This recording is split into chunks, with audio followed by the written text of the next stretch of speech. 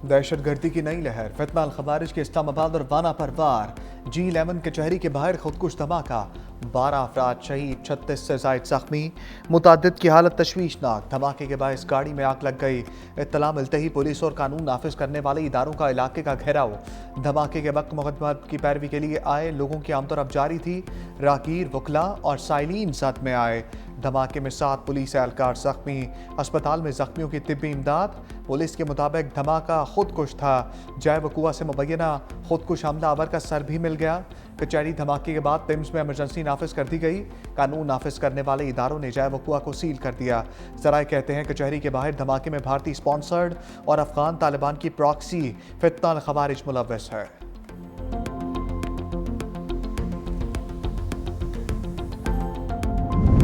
इस्लामाबाद खुदकुश हमले पर तहकीकाती इदारों की इब्तदाई रिपोर्ट तैयार।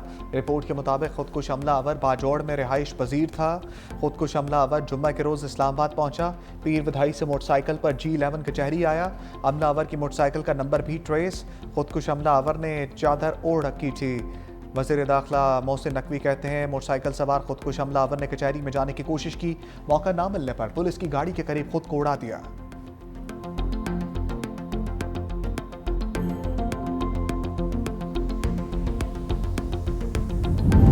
एडवोकेट सुप्रीम कोर्ट बनने वाला वकील भी खुदकुश हमले में शहीद। वकील जुबैर असलम ने अदालत उस्मा का वकील बनने की खुशी में मिठाई भी तकसीम की। कचहरी से रवाना होते हुए खुदकुश हमले का निशाना बन गया।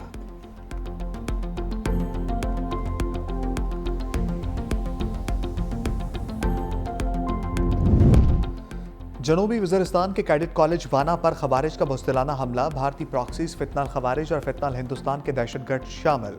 अमारत के अंदर मौजूद 3 खवारिज के खिलाफ फैसला कुन ऑपरेशन। सिक्योरिटी ज़राए के मुताबिक तमाम तलबा और असातिज़ा को बाहिफाजत रेस्क्यू कर लिया गया। अब ऑपरेशन जामे तरीके से अपनी अंजाम को पहुँचाया जाएगा। आखिरी खवारिज की हलाकत तक सिक्योरिटी ऑपरेशन जारी रहेगा। तमाम तलबा और असातिज़ा के हौसले बुलंद हैं। 10 नवंबर को अफगान खवारिज ने मरकजी गेट पर बारूद से भरी गाड़ी टकराई। खुदकुश हमले की CCTV फुटेज मंजर आम पर आ गई। वाज़े देखा जा सकता है कि कैसे कॉलेज के गेट पर खुदकुश धमाका किया गया। सिक्योरिटी ज़राए के मुताबिक धमाके से कॉलेज का मरकजी दरवाज़ा मुकम्मल तौर पर मुनहदिम हो गया, जबकि करीबी इमारतों को भी नुकसान पहुंचा।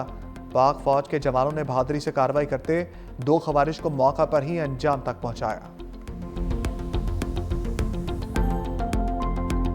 पर एक खुदकुश हमला हुआ है और वो हमला अब आप देख सकते हैं कि जितना यहाँ पे नुकसान हुआ है उसमें अभी तक 12 लोग जो हैं वो शहीद हो चुके हैं और 27 के करीब ज़ख्मी हैं। ज़ख्मियों का हम इलाज ऑलरेडी कर रहे हैं। हमारी टीम ऑलरेडी हॉस्पिटल में मौजूद है और जो बेस्ट फैसिलिटी दे सकते हैं दे रहे हैं। और प्राइम मिनिस्टर खुद भी अभी हॉस्पिटल वालों से वो भी बात कर रहे थे और उनको कह रहे थे कि जो लोग ज़ख्मी हैं उनका जितना हम इलाज करा सकते हैं कराएँ।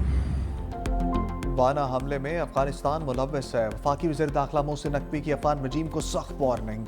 जुडिशल कम्प्लेक्स का दौरा, कचहरी धमाके के मुकाम का जायजा, कहा मालूम है अफगानिस्तान क्या कर रहा है। सिक्योरिटी पर समझौता नहीं होगा। अफगान तालिबान को पाकिस्तान में दहशतगर्दी रोकना होगी, वरना खुद दहशतगर्दों का बंदोबस्त करेंगे। हमले में जो मुलव्वस हुआ, चाहे दूसरे शहर का हो, कोई माफ़ी नहीं। हमलावर कैडेट कॉलेज में लोगों को यरगमाल बनाना चाहते थे मगर कामयाब नहीं हुए। हमलावर अफगानिस्तान में अपने हैंडलर्स से राब्ते में थे।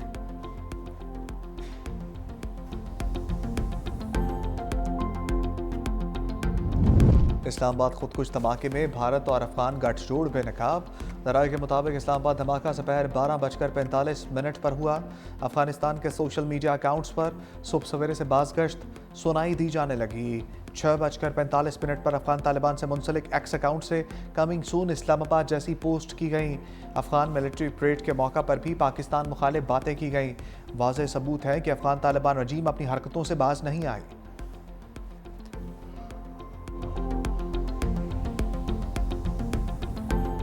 Afghanistan must understand the lasting peace can only be realized by reining in TTP and other terrorist groups operating from Afghan territory. Last month, from the Afghan side, our response was firm and decisive, teaching an unforgettable lesson to those who attacked Pakistan. Afghanistan को समझना होगा TTP की हमायत से अमन हासिल नहीं होगा। भारत खित्ते में प्रॉक्सीज के जरिए दहशतगर्दी से बाज रहे। वज़ीर आज़म शहबाज शरीफ की तनबीह, वाना कैडेट कॉलेज और इस्लामाबाद कचहरी धमाकों की मजम्मत। कहा दोनों हमले खित्ते में भारतीय रियासती दहशतगर्दी की बदतरीन मिसाल हैं। जिम्मेदारों को कैफरे किरदार तक पहुंचाकर दम लेंगे। भारतीय दहशतगर्द प्रॉक्सीज की पाकिस्तान के निहत्ते शहरियों पर दहशतगर्दाना हमले काबिल मजम्मत हैं। निहत्ते और मासूम पाकिस्तानियों का खून रायगा नहीं जाने देंगे। फितनाल हिंदुस्तान और फितनाल खवारिज के आखिरी दहशतगर्द की सरकूबी तक जंग जारी रखेंगे। वक्त आ गया दुनिया को भारत की मज़मूम साजिशों की मजम्मत करनी चाहिए।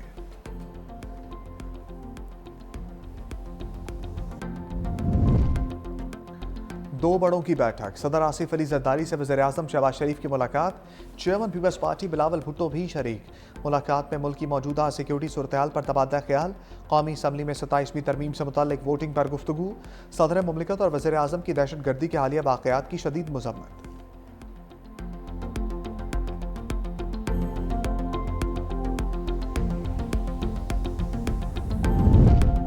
इस्लामाबाद कचहरी में धमाका, वेकअप कॉल है। वज़ीर दिफा ख्वाजा आसिफ की एक्स पर पोस्ट, कहते हैं दहशतगर्दी के खिलाफ जंग पूरे पाकिस्तान की जंग है। इस्लामाबाद तक इस जंग को लाना काबुल की तरफ से एक पैगाम है। काबुल के हुक्मरान इस दहशतगर्दी को रोक सकते हैं। पाकिस्तान दहशतगर्दी का भरपूर जवाब देने की कुव्वत रखता है। वज़ीर इत्तलात अताउल्लाह तारड़ कहते हैं दहशतगर्दी के खात्मे तक चैन से नहीं बैठेंगे। भारत और अफगानिस्तान को पाकिस्तान की तरक्की हजम नहीं हो रही। दहशतगर्दी से पाकिस्तानी कौम दबने वाली नहीं। वज़ीर दाखिला सिंध ज़ियाउल हसन ने कहा खुदकुश हमलावरों और दहशतगर्दों का कोई मजहब नहीं, ये सिर्फ और सिर्फ इंसानियत के दुश्मन है।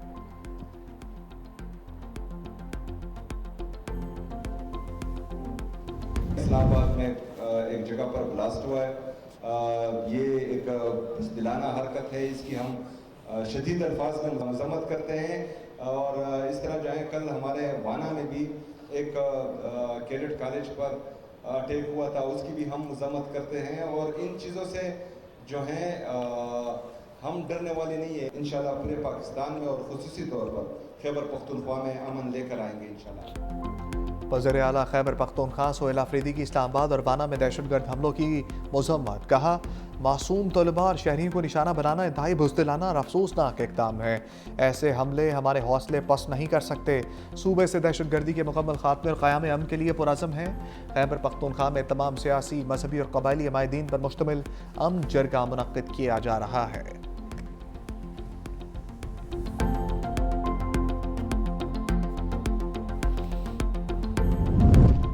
खैबर पख्तूनख्वा में अमन अमान का मिशन, सूबे का सबसे बड़ा जरगा आज केपी असम्बली में होगा।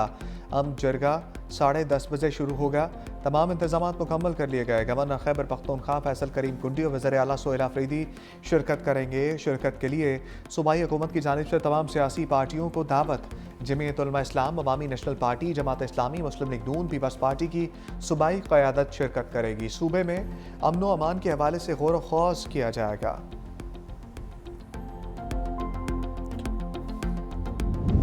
वो मुशावरत से ही होनी चाहिए और हमेशा आइन में तरमीम जो है वो लार्जर कंसेंसस डेवलप करके की जाती है। एक इंडिपेंडेंट आइनी अदालत के क़याम का अलग से, तो उस तजवीज़ पे सारों की राय ली गई। सब रहनुमाओं से गाहे बगाहे इंगेज किया और फाइनली सर ये कंसेंसस हुआ कि फेडरल कॉन्स्टिट्यूशन कोर्ट जो है वो कायम कर दी जाए।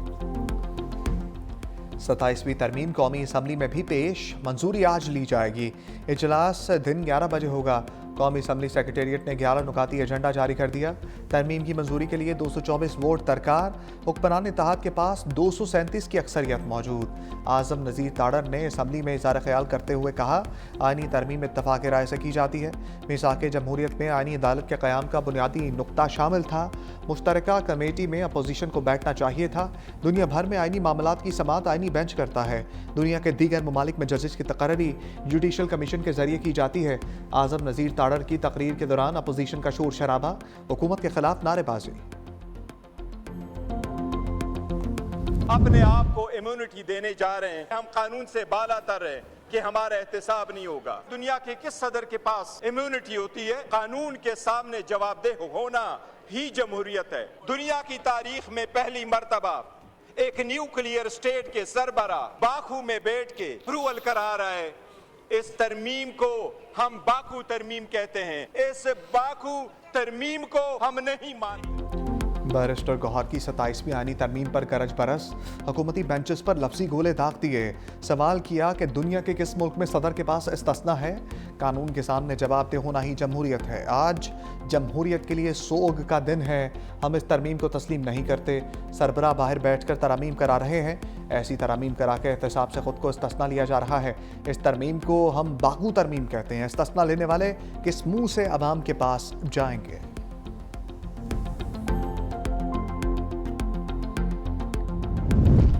शाजिया मलिका 27वीं तरमीम को बाकू तरमीम कहने पर जवाबी एक्शन। कहा, आपने बाकू तरमीम की बात की। बाकू हमारा दोस्त मुल्क है।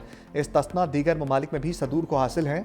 आपने चाइना के साथ ताल्लुकात ख़राब किए, वफूद के साथ दूसरे ममालिक जाते हैं लेकिन कमेटीज़ में नहीं आते।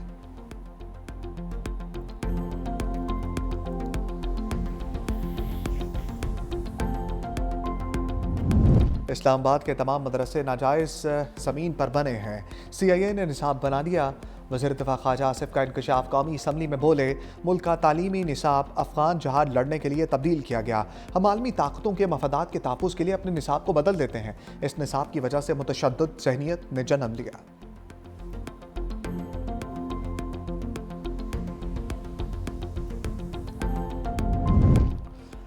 सेनेट इजलास की तारीख में तब्दीली। ऐवान बाला का इजलास कल के बजाय आज होगा। चेयरमैन सेनेट ने इजलास 13 नवंबर तक मुलतवी किया था।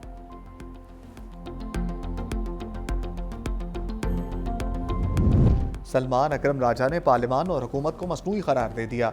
कहा, हारे हुए लोगों को हुकूमत देकर जाली 2/3 अक्सरियत दी गई। ये वफाकी आईनी अदालत इसी मसनूई निज़ाम के नतीजे में बनेगी। आइन से खिलवाड़ करने वालों और करप्शन करने वालों को कानून से मुबर्रा कर दिया गया। असद कैसर कहते हैं, अब तो सिर्फ अल्लाह की अदालत रह गई है। 18वीं तरमीम तमाम सियासी जमातों के इत्तफाक से हुई। एमल वली ने भी 27वीं तरमीम का साथ दिया। अफगानिस्तान के साथ मामला ठीक नहीं। उम्मीद है अमन जरगे में तमाम सियासी जमातें शरीक होंगी। राजा नासिर अब्बास ने कहा, ये समझते हैं कि आईनी तरमीम उनको अवाम के गैज़ो गज़ब से बचा लेगी। ये पाकिस्तान की सालमियत, इज्जत और वक़ार पर हमला है।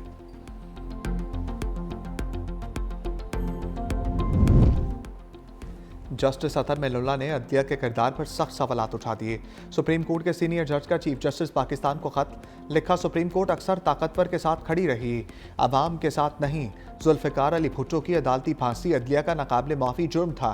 बेनज़ीर भुट्टो, नवाज शरीफ और मरियम नवाज के खिलाफ कार्रवाइयाँ भी इसी सिलसिले की कड़ियाँ हैं।